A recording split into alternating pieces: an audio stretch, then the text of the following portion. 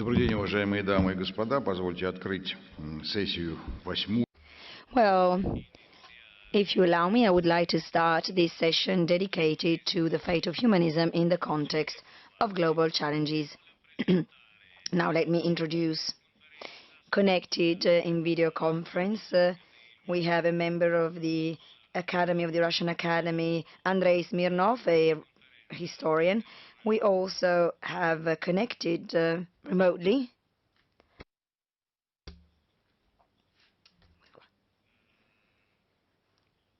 Jandiala Prabhakar Rao, professor from the Central University of Hyderabad in India.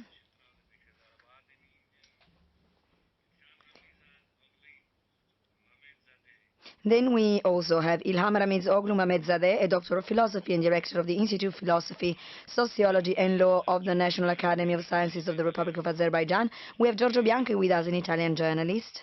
And I am very happy that we also have as a participant Professor Fallico, the president of Conoscere Eurasia and promoter of this forum. I'd like to take the opportunity to give you a round of applause, Professor Fallico. Now, all the other participants are equally important, but without Antonio, we wouldn't have any forum at all. The session was supposed to start at 4 o'clock in the afternoon, but yesterday Vladimir Putin spoke at the conference of Alday. He said many interesting things. And maybe that's why the organizers decided to bring the session forward and speak in the morning. I am being serious because many people, especially in the West, believe that our country is bringing forward an aggressive policy. But really, if we are very careful and if we listen carefully at what our president says, we will see that this is not the case. But we are going to talk about this on other occasions as well. We're also going to talk during this session about humanism. I will explain how I see humanism, and I will explain why, together with Professor Fallico, we decided to organize this session dedicated to this specific topic. We'd like to talk about the creative side of people, the desire of people to follow the way of truth. Yesterday, Vladimir Putin said that two Wests exist. The first one is based on Christianity and has its roots in ancient times. And then we have another West that is based instead on technology. Well, humanism is a phenomenon that started in the West 300, 400 years ago. So it started as a combination of old Christianity.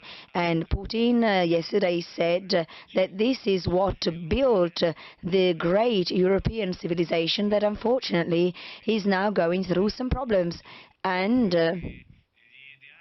maybe because the ideals of humanism are being betrayed. But humanism also existed in the East. The great Islamic empires, the caliphates, when Western Europe was going through the Dark Ages, well, in the East, they saw a flourishing of poetry, astronomy, medicine, and humanism. Many successes were achieved in these fields in the East. Tolerance was nurtured in the East as well. A great example is a theologist from Christianity. We had a great theologist in Damascus who was a counselor to the Caliph, and he was a Muslim. Now, this is true tolerance. This is true humanism. Human beings are very complex, and I tried to talk about it yesterday. I tried to talk about the difference between being profane and sacred. But this is not an archaic topic. President Putin also mentions this issue very often. What he means is simply that human beings must have an a complete, a comprehensive nature. Now, why have we chosen to talk about humanism today? Because we're not here just to talk about the economy or armed forces. Really, the way towards the solution will be shown by the human spirit. And with this, I'm happy to give the floor to philosopher and director of the Russian philosophy on the philosophy, sociology and law of the National Academy of Sciences of Azerbaijan, Professor Ilham Ramiz Oglu Mamedzadeh. Well, thank you. Thank you for your invitation. What can I add? The issue of humanism in principle is very current for everyone, wherever we are. If we now talk about Azerbaijani philosophy, the issue of humanism is very current because it has to do with ethics, anthropological philosophy as well. Now, philosophy is now connected to artificial intelligence, and we as philosophers reflect a lot about AI. There's a group of philosophers who believe that we should give up AI because it poses threats and dangers. Some dangers possibly do exist. But, you know, opportunities are always connected to threats. So it takes an ethics and some moral standards, the respect of traditions when dealing with these technologies. Artificial intelligence offers great opportunities, but we need to limit its negative aspects. And this is very complex. It takes experience, it takes discussions. At our institute, we do discuss a lot about these issues. It is quite interesting that we see the same in politics and in the economy. Our Institute of Philosophy, when discussing humanism and AI, we cooperate with Italian universities such as Ca' Foscari, La Sapienza. So we try and tackle these issues with other partners as well.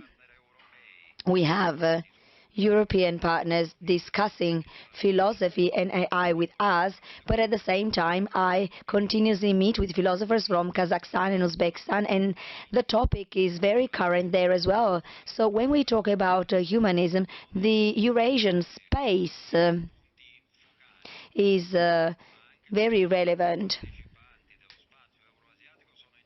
because all participants, all members of this area are interested in solving the current issues of humanism. We might have a different perspective, but it's diversity that enriches us, and we can also find some common points.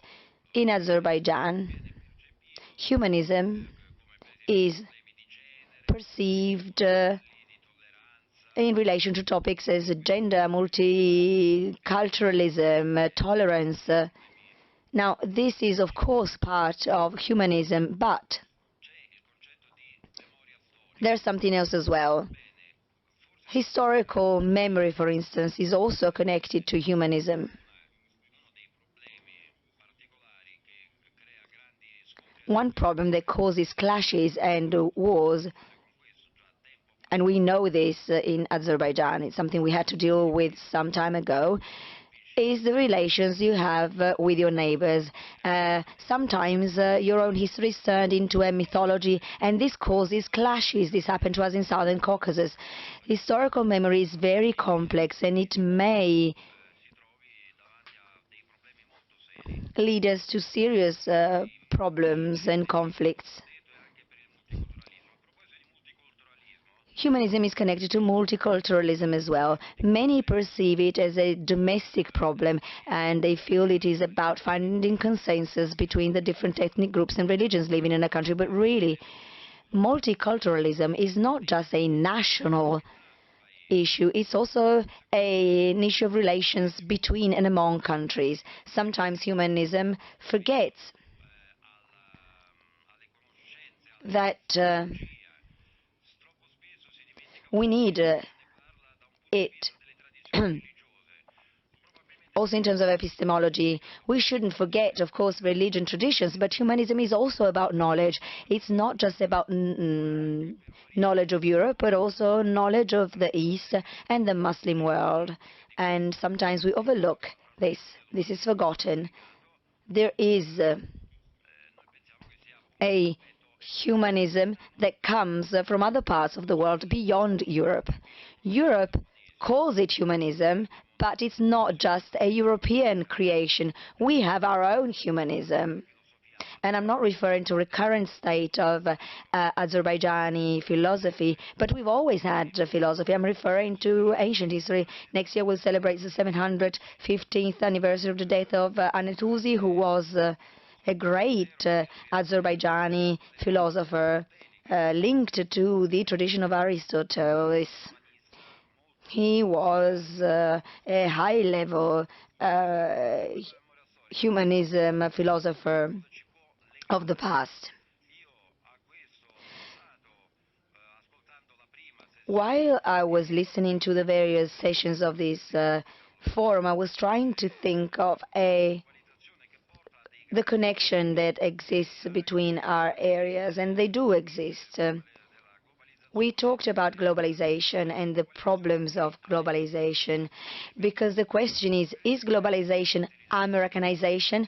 Maybe not. Maybe it is created by AI and technology. And even if AI and technologies are created by the US, that doesn't necessarily mean that globalization is just a transition something created by the US.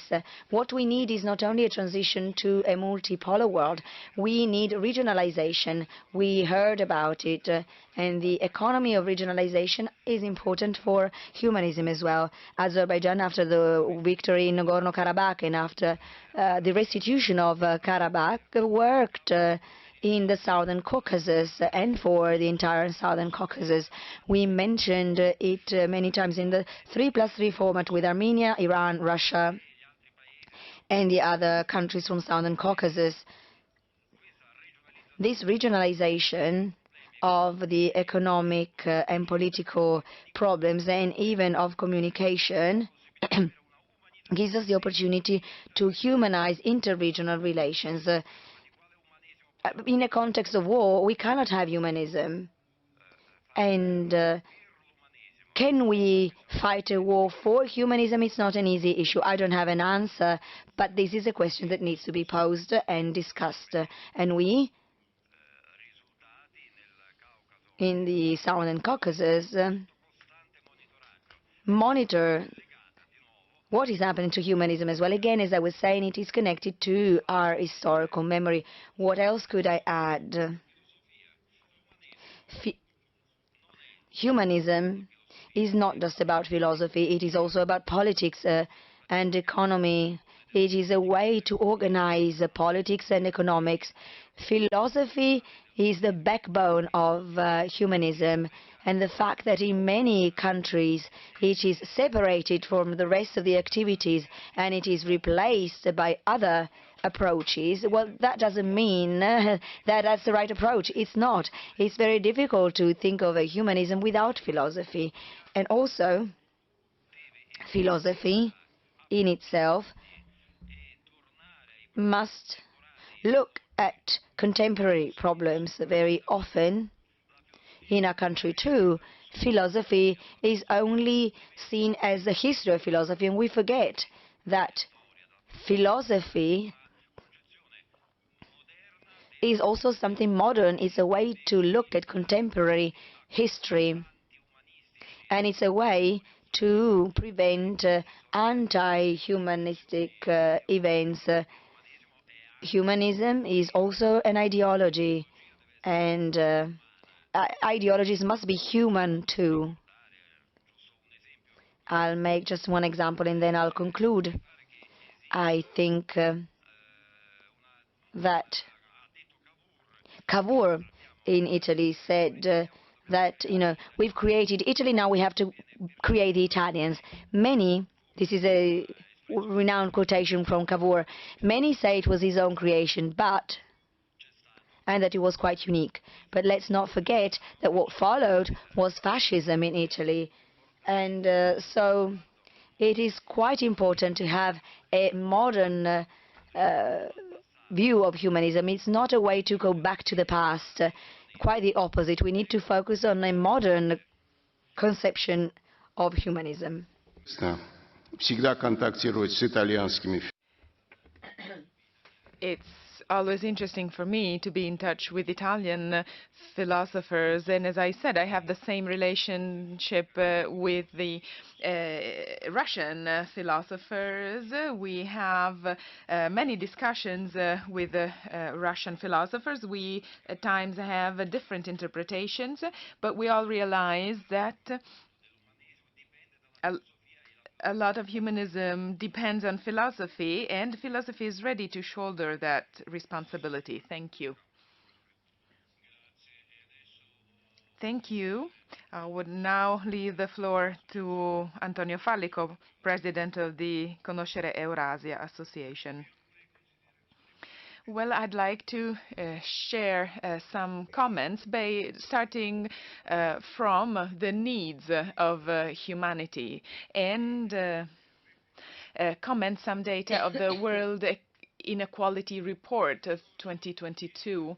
Last year, 10% of the world population benefited from 52% of the global income and 76% of the total wealth of the world.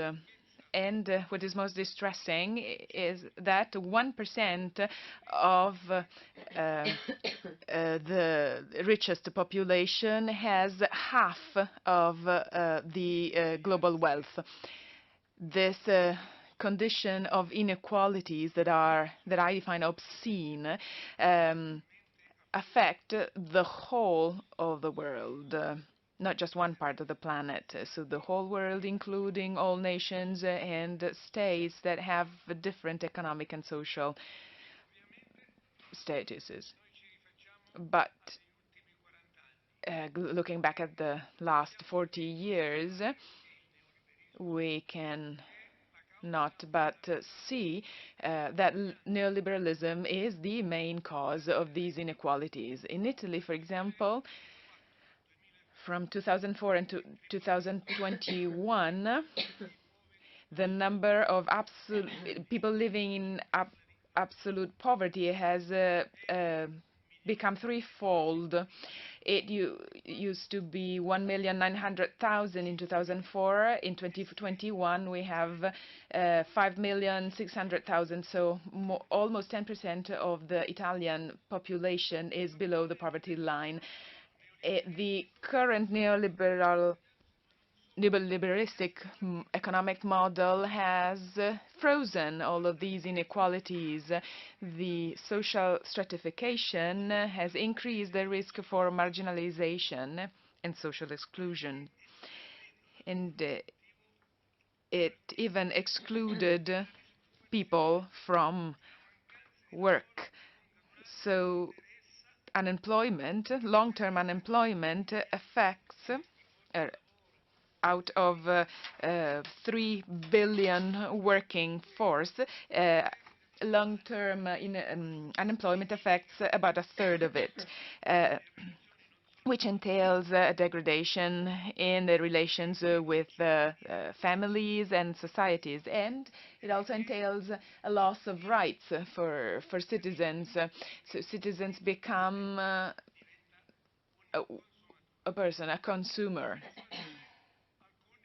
no different from any other. So we tend to say that neoliberalism has increased GDP. But I only have figures for Italy, I'm not talking about the whole world. But if we were to compare the 1950s and 60s, so in the last 40 years in Italy, GDP has decreased by almost 2% in absolute terms. So employment decreased by 8% compared to the 1950s and 60s, and the myth of productivity between 1950 and 1973, productivity decreased by 2%. So what should we do now? We need to discuss. We need to discuss until death with any tool and in all situations and contexts. We need to save humanity.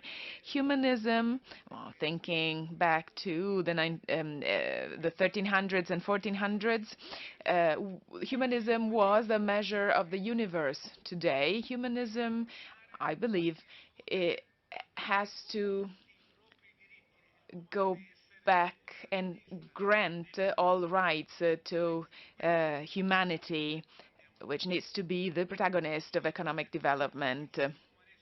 On the concept of humanism, of course, we do not all agree. We all have different experiences, but everybody needs to be involved.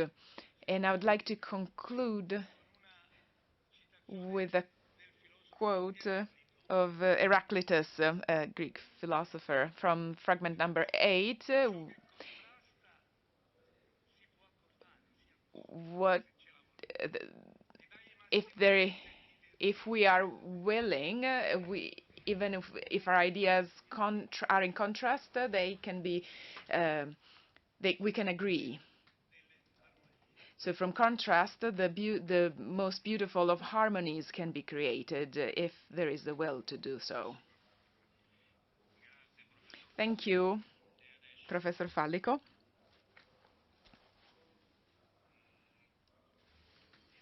Now, we leave the floor to Giuseppe Arlacchi, who is an Italian sociologist. He published a book with the preface of the Minister Lavrov.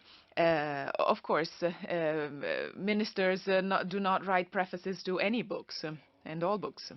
Well, I would like to thank the forum for inviting me here. Thank you, Professor Fallico, for allowing me to speak in this session dedicated to humanism. My interpretation of humanism is the following. Humanism indicates the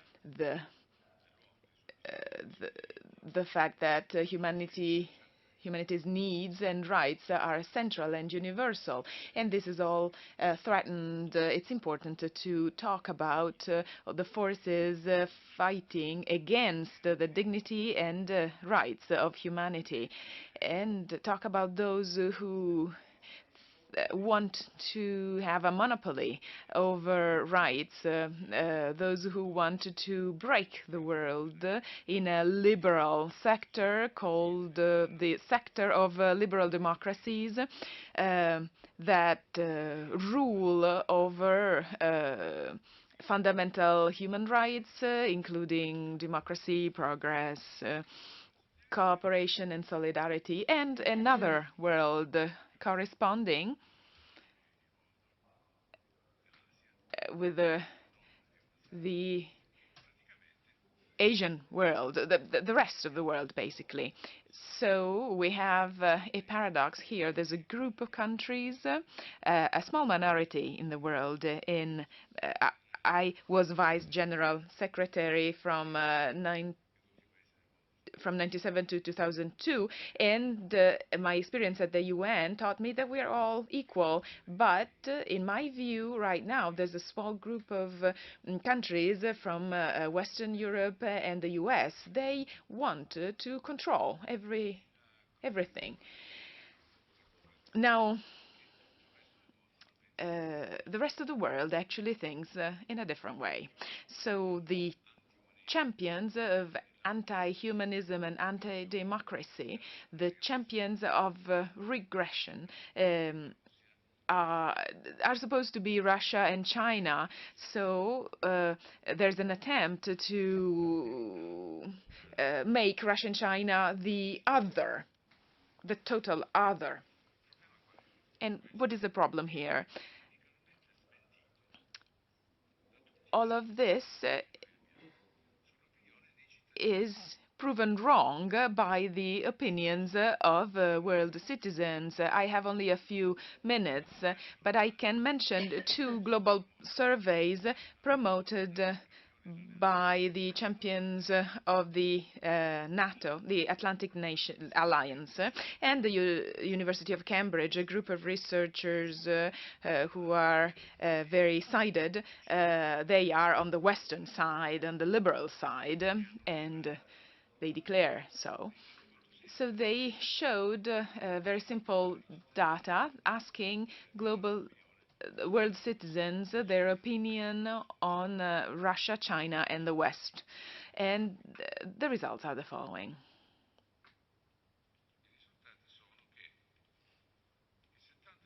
70% of 6.3 billion people living in 137 countries called the liberal countries, they consider China in a positive way. 66% has a positive view on Russia as well.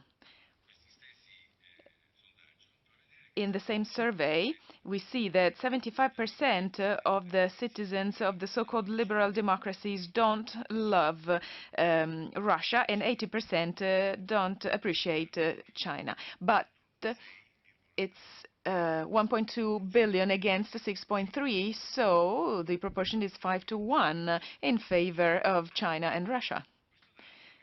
This is coherent with other surveys.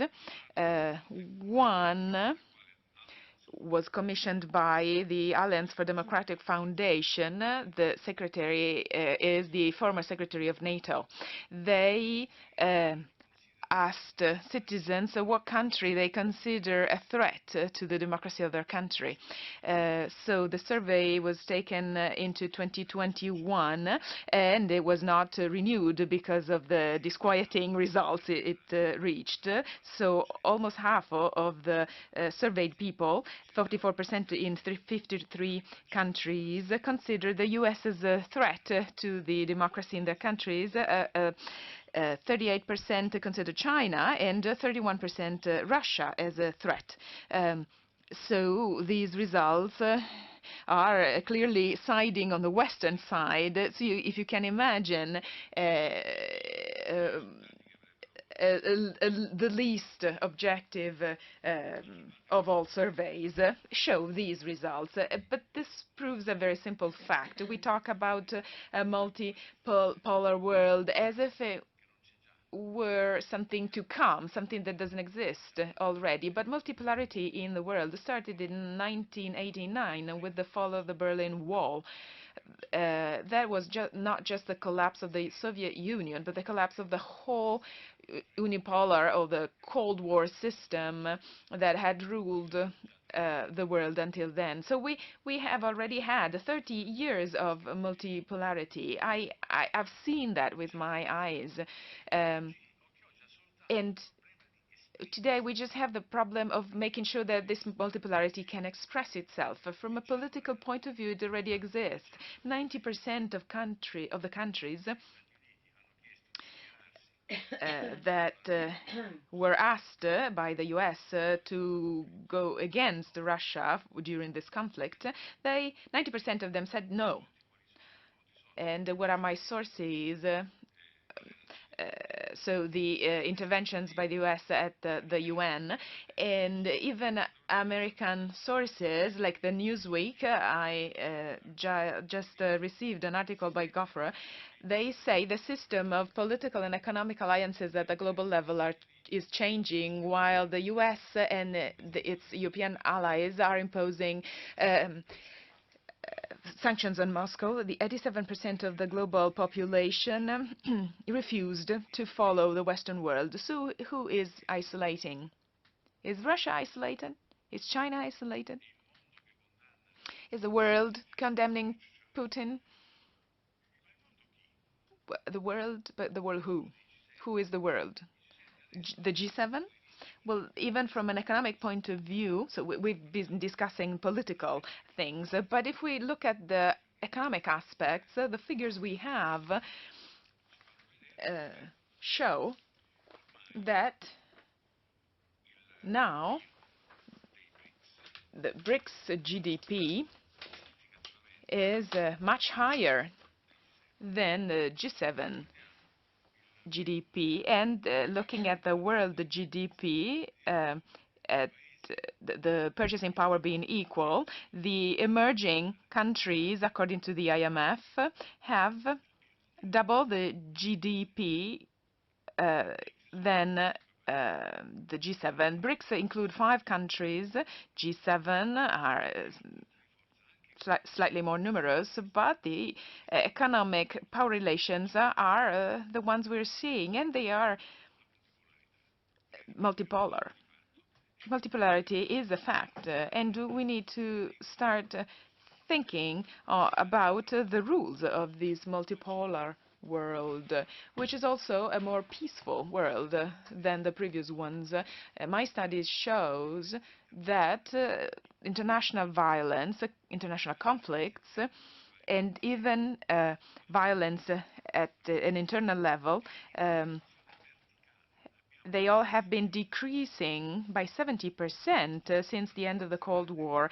So all types of violence are decreasing. So this conflict is just one interruption, one break in a humanistic path that is concrete. It's not just in our wishes or in our ideas. This war is an attempt by the US to slow down the world from moving into this more multilateral and more peaceful direction. Actually, this is a mega trend that cannot be interrupted. It cannot be stopped, and we need to be aware of this. So when we express our positions, our opinions, these are not the opinions or the positions of an oppressed minority or a minority that is unjustly discriminated against. It's a fact and the opinion of the majority of the citizens of the world. Thank you. Thank you, Professor Arlacchi. We now have India. We're now connected to India. Can we have Professor Prabhakar Rao from the Central University of Hyderabad? While we try and recover the connection now, I'd like to give the floor to Giorgio Bianchi, Italian journalist.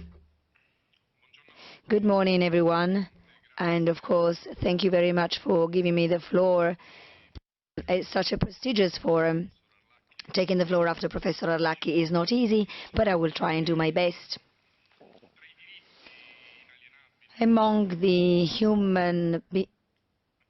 rights of human beings, there's also the right to correct information, because correct information is what gives people the chance to have their opinion and to then create a public opinion. As professionals of information, what is required is not being objective, because that is a philosophical concept. We need to be honest. If a professional is intellectually dishonest, the problem should be solved by the plurality of the sources of information. So we need to collect as many points of view as possible in order to have a comprehensive picture of the situation. So let's say that correct information is ensured by a multiplicity of points of view, because if the point of view is only one, the risk is that if that one is dishonest, then the public receives dishonest information. We are now seeing what is happening in Moldavia, a similar situation to what happened in Kiev in 2014. I was in Kiev and I saw what was happening, and I now see the pictures from the capital in Moldavia, and I can see an analogy. What I don't see is an analogy in how the media are treating the two cases. In 2014, if you switched on any TV channel, you would see the images from Maidan, and now from Chisinau we don't see anything really. You have to go to Telegram to have some information. The same is true for the media treatment of the Gilets jaunes during the demonstrations in past years, with hundreds of injured and also some deaths. But the way the police forces were treated was quite favorable. The same is true for the Trieste port workers. Again, the Italian police forces hit them with water pumps while they were praying on the banks. Again, information is stigmatized. So we see a different treatment of different situations. This forum has a very high level of contents, and it should be at the center of information. And instead, we have been exiled, which I think is outrageous to begin with, and it's not receiving the right media coverage from Western media. The same is true from the Baidai, which is taking place in these days. And again, it's not being covered adequately by media, let alone the censorship of Russian media. An unprecedented and outrageous event, not just because of censorship, because this is something, I mean, we can expect everything and anything, but nobody complained it. The public opinion is not complaining. We are already accepting this paternal approach of our institutions. Well, you know, I think I am grown up enough to decide by myself what I want to watch and read. And let's think of Julian Assange tortured and jailed in Belmarsh, as certified by Nitzmetzer, a United Nations representative. So someone from a supranational institution. Imagine what would have happened if a journalist had been tortured in China, in Russia, or in Iran. Because it is happening in democratic England, just a few steps away from Amnesty International, and of course nothing happens. Because as it normally happens, rights, and in this case the right to correct information, depends on relations of power. In this case we have a well-organized minority, a rich and an infiltrated minority that can have its point of view prevail over all other points of view, erasing the others as well. In recent days we've seen the High Representative of the European Foreign Policy, Joseph Borrell, who said something that I think is outrageous and racist even. He called the West a garden and the rest of the world a jungle. And what he implicitly meant is that people who live in the rest of the world are just wild people. And I think that it should have led to the resignation of this man. It didn't happen, and he hasn't been criticized by his colleagues or by the public opinion. I think it's really serious. So we are seeing neo-colonial statements being expressed by high representatives in the political scenario without anything happening, without any consequences. We are faced with a neo-colonial view of the world. In the past, the justification of colonialism was this desire to make people more civilized. This is what the West said. Now the West said that it wants to export its democracy. I'm sure you remember President Bush when he said he wanted to export democracy with bombs. In colonial times, we would export civilization with cannons. The principle, though, is the same. And therefore, the public opinion is accepting war acts because this is what sanctions and embargoes are. They are acts of war. You can conquer a country by bombing it or by strangling its economy, thus facilitating inner revolutions. We are accepting all of this, and we're also accepting the legalized stealing of Russian reserves deposited in the West. No Western citizen said anything about it. Now, this is all possible because of propaganda.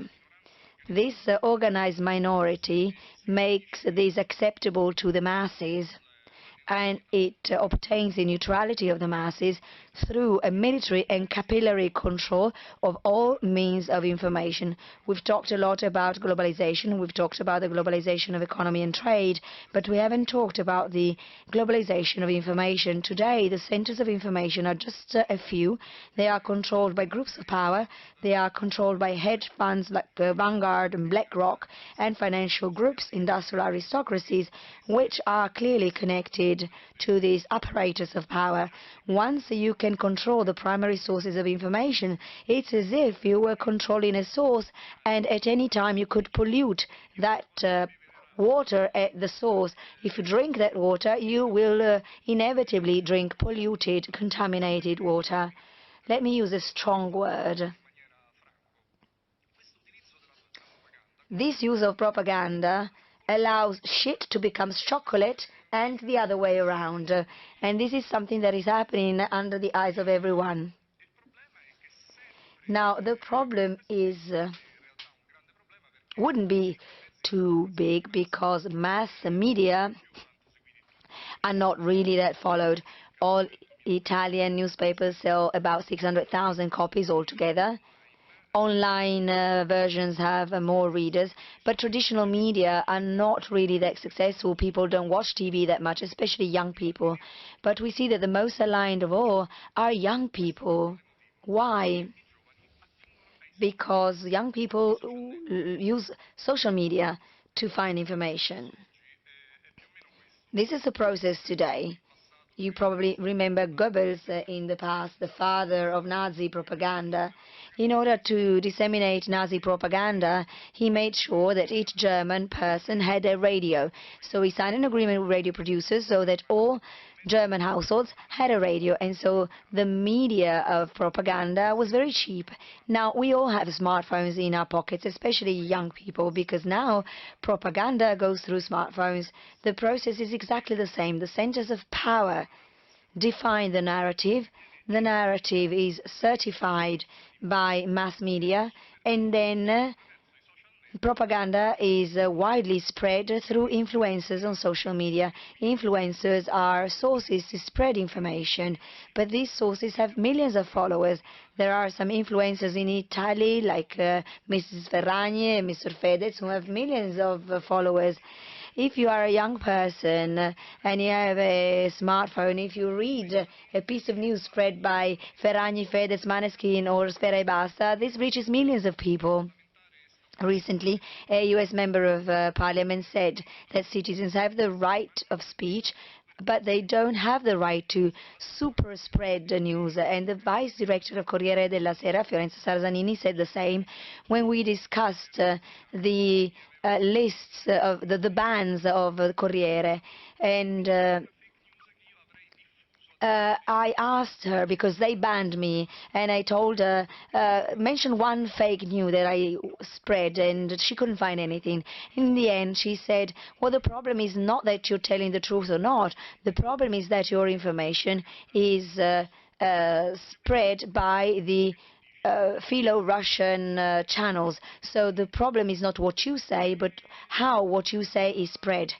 Well, the importance of propaganda is something. Okay, I have to close, I'm sure. I know, we all know about the importance of propaganda, and we've seen it in recent years. We've seen a country like Libya, the country with the highest quality and standards of living in northern Africa, which was destroyed and nobody said anything.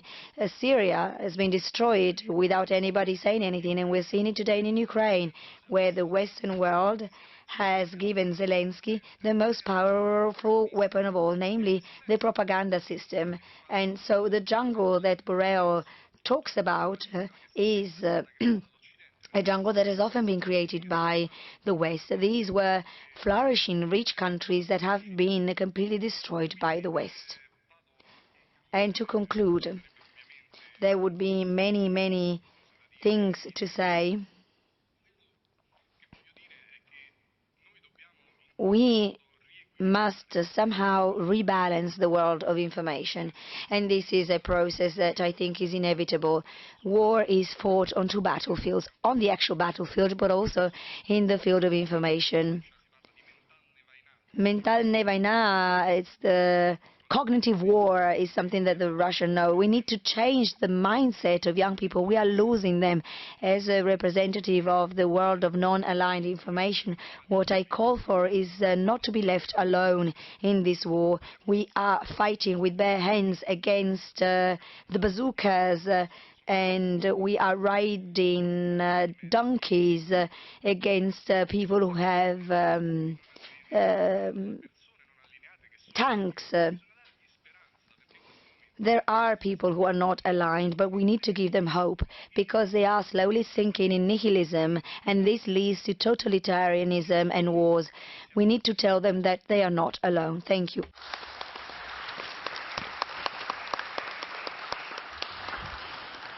Спасибо, Джорджо.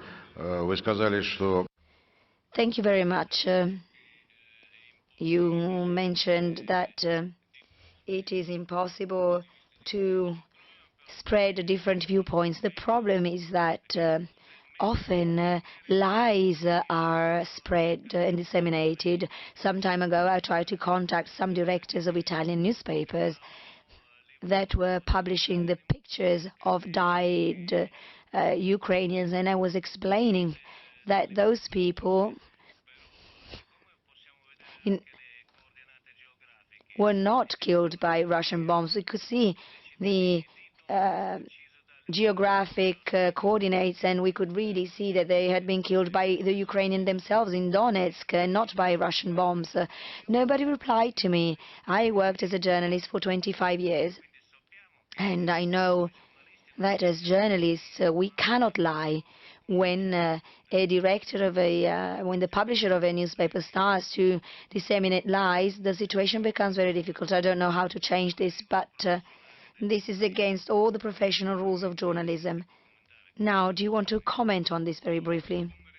Well, yes, I will very briefly give an answer. A personal experience. From March to April, I was in Donetsk. In the morning at 7 o'clock, I remember I opened the newspaper, and the first page of La Stampa, I saw a picture, a large picture, saying the carnage, and there was a man with hands on his face. I knew that picture because I had seen it the previous day. That picture had been taken in Donetsk when a Dochka had dropped very close to my house, destroying the windows of my house and killing more than 24 people who were torn apart in the street. Now, that first page in that picture didn't have any comment, no geographical reference, and it was surrounded by articles on bombings, Russian bombings in Leopolis. So implicitly, the assumption was that the carnage had been caused by the Russians in a Ukrainian city and not by the Ukrainians in the city of Donetsk. I raised the case, and I invited people following my channels to flood La Stampa with emails, and there was a shitstorm of emails to La Stampa. This was brought to the Council of Security of the United Nations on the same day. The director of La Stampa the following day explained himself on TV, and he tried to explain that first page with ridiculous reasons. There was Lucio Caracciolo, who was petrified. He looked like a zombie, and he was just thinking, let's hope that nobody sees me here and asks for an opinion, because that was a really bad example of journalism. Selling a Ukrainian carnage for a Russian one. Professor Angelo Dorsi also spoke very harshly on that.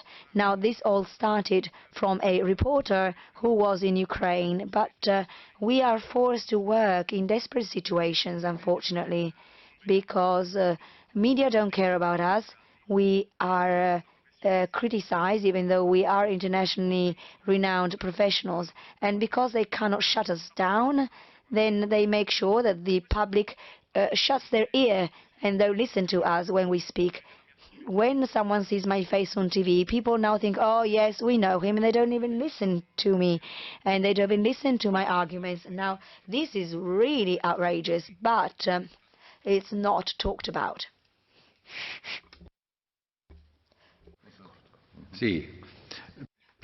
Thank you. Yes, well, Giorgio raised an issue that is not just a journalistic one, and I have written a book to show that the greatest destabilizing force in the world are Western media, because they're selling fear. And what is the logic of all this? It's that they're selling fear. So the readership of traditional media is decreasing. So selling fear, propaganda, and with anything actually, because this is the Russian turn. But we talked about COVID just before that, and before COVID we had Islamic terrorism. So they are spasmodically looking for an enemy. We need one enemy to fight against. And then once it is exhausted, then we move on to the next enemy. This is a trend that is actually worse than the military industries, especially the American ones. They have high interests in creating enemies to justify their own existence. But the power of Western media that he just described is immensely greater. They're looking for enemies, looking for wars, looking for anything that might somehow make people fearful. And this has an incredible political fallout, because it discourages all those who would like to create an alternative. So we are forced to go against an existing enemies, and one day those enemies will be just replaced by other enemies. Thank you. We now are online with India. We can now leave the floor to Professor Prabhakarao. You have the floor. Participants of the conference. I know that this is very important conference which is being held every year.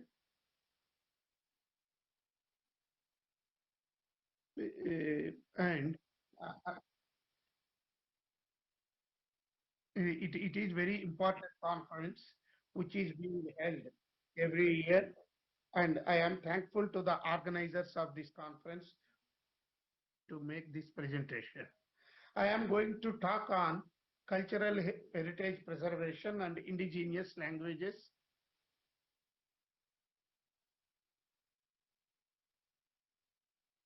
And, and, and their significance and relevance for peace and humanism across the globe.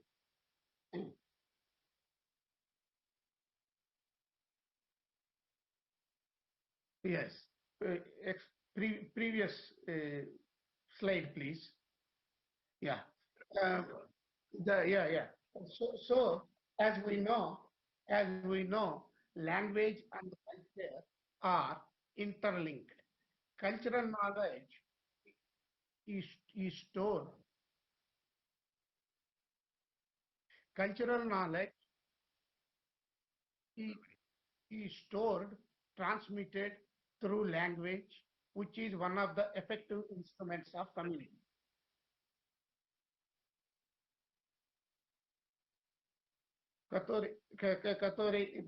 Which is very important instrument for bringing peace and humanism, because in the what is indigenous cultures can be preserved only by preserving and revitalizing indigenous languages. So, cultural knowledge is the basis. Yeah.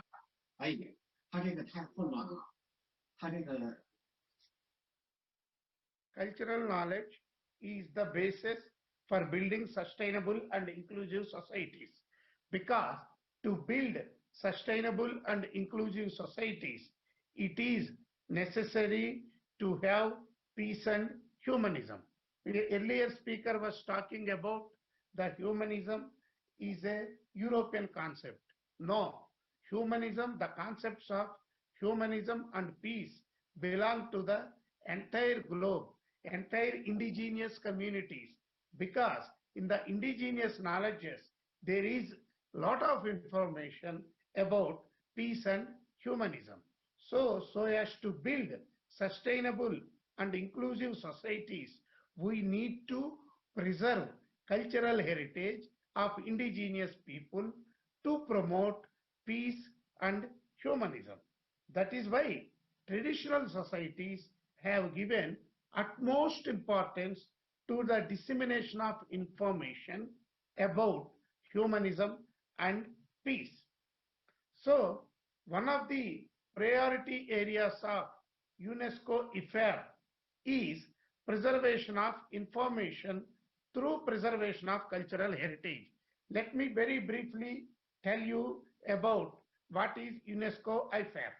IFAP is information, one of the information for all program, one of the prestigious programs of the UNESCO, which includes the following priority areas: multilingualism, information for preservation, information ethics, information accessibility, information literacy, information preservation, etc. So, if you see all these areas, multilingualism and all other areas which are around information, whether it is preservation, whether it is ethics, whether it is accessibility, all these are finally connected with the cultural heritage of the people, cultural heritage of the societies across the globe. I am glad to inform you that Russia is leading the access of multilingualism in the information in the IFAB Bureau, and it is very active member in promoting multilingualism across the globe, not only in the world, particularly in Russia also. So preservation of cultural heritage can be done through only local languages.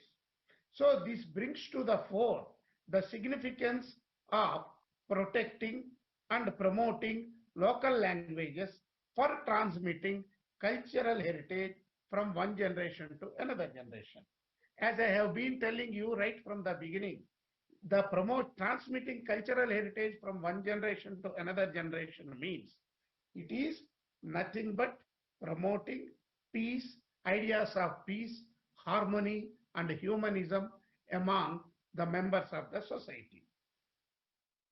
So, cultural diversity and ethnic identity are closely dependent on linguistic diversity, because it is essential to protect linguistic diversity in the world, which is under threat, because as per UNESCO, 90% of the languages may be replaced by dominant languages by end of 21st century. What does it mean? It means that we are going to lose the knowledge about these indigenous communities, the knowledge, their worldview, peace, their ideas on peace, their ideas on humanism. All this we will lose if we lose languages. So in order to protect cultural heritage and promote and revitalizing local languages should get economic support, economic and political support. So as to promote the cultural heritage, we need the support basically from the respective governments across the globe. Oh. So what we can do is, so this cultural heritage can be preserved and promoted by using digital technologies. So earlier speaker was also talking about the role of artificial intelligence. We have to control the role of artificial intelligence and its malicious use of artificial intelligence. We have recently set up Global AI Ethics Network for Social Good, under which we are discussing the use, misuse, overuse, and malicious use of artificial intelligence. So it is very important to preserve using the digital technologies cultural heritage and languages. But we should be cautious about the limitations of use of digital technologies. So I want to conclude by making the following points. We need to appreciate need for digitalizing indigenous languages and knowledges as they are under constant threat of extinction. The loss of indigenous knowledges has spiraling effects on many aspects such as social, cultural, economic, health, and environment. These concerns are essential for building knowledge societies for welfare of the humankind. Only knowledge societies built on indigenous languages can promote peace, harmony, and humanism across the globe. Thank you.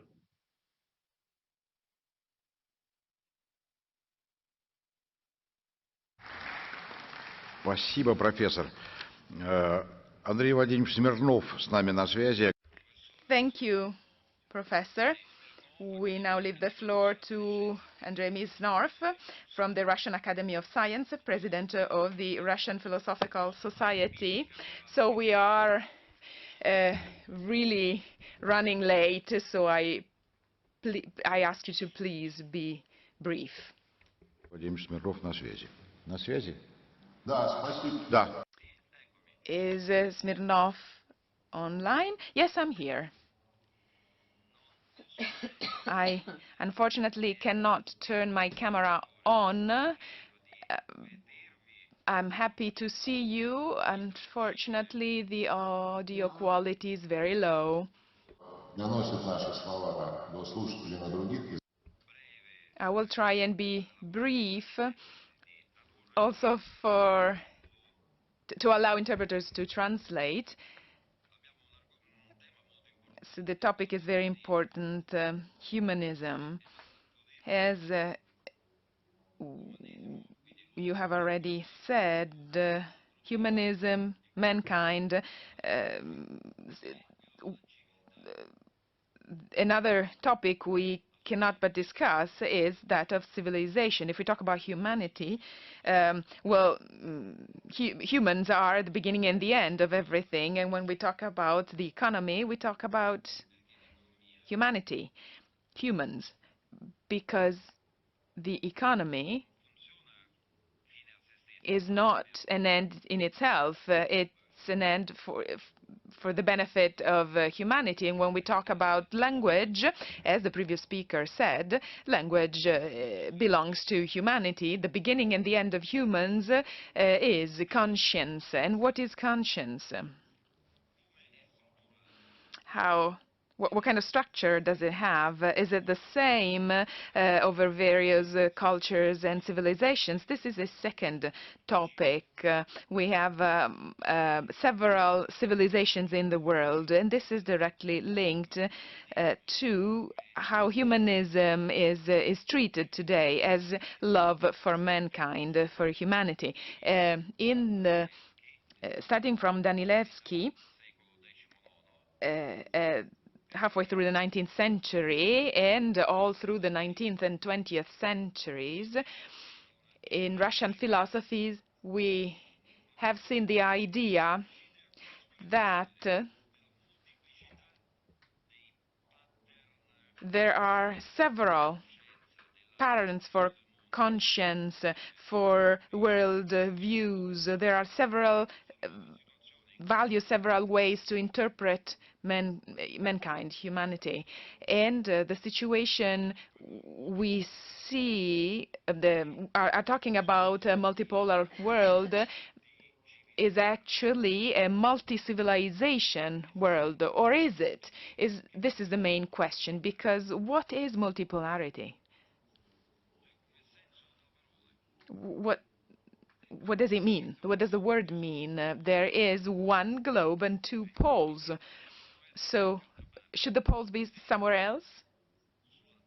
If on Earth we have several large civilizations that have developed their own world views, their values, their languages, not just from a linguistic point of view, but also in terms of language to understand humanity and the sense of life, only then we have really have multipolarity, because that means that we have several worlds and they all represent a pole. So if this is the interpretation, then a number of issues might get solved. In the previous session, at the end, the moderator asked, what are the bases, the foundations, the founding principles for this new world economic order that is shaping?